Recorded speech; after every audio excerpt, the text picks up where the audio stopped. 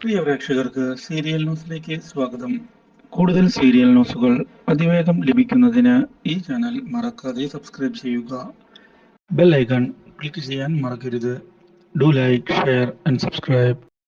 കിഷോറിന്റെ അപ്രതീക്ഷിതമായ ചതി തിരിച്ചറിഞ്ഞതിനെ തുടർന്ന് തിരിച്ചടി കൊടുക്കാനുള്ള തീരുമാനവുമായി മുന്നിലേക്ക് വന്നിരിക്കുകയാണ് ഗീതുവും ഗോവിന്ദും, അതുപോലെ തന്നെ അഫ്സലും.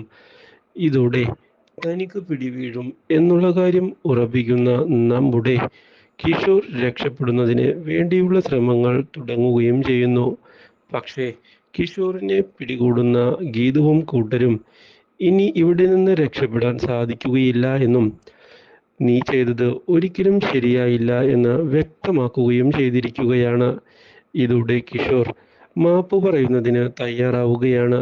പക്ഷേ മാപ്പ് പറഞ്ഞാലും ഇവിടെ നിന്ന് അങ്ങനെ രക്ഷപ്പെട്ടു പോകാൻ സാധിക്കുകയില്ല എന്ന് വ്യക്തമാക്കുന്ന ഗീതു കിഷോറിനെ തല്ലിയിരിക്കുകയാണ്. എന്നാൽ ഇതേ സമയം ഗീതുവും താനും തമ്മിൽ യാതൊരു പ്രശ്നവും ഇല്ല എന്നും ഒരുമിച്ച് ജീവിക്കാൻ തീരുമാനിച്ചു എന്നും രാധികയോടും വീട്ടുകാരോടും ഒടുവിൽ ഗോവിന്ദ് വ്യക്തമാക്കുകയാണ്. മാത്രവുമല്ല, ഈ കാര്യം അറിഞ്ഞത് എല്ലാ പ്രതീക്ഷകളും തകർത്ത് കളയുകയും ചെയ്യുന്നു നമ്മുടെ രാധികയുടെ.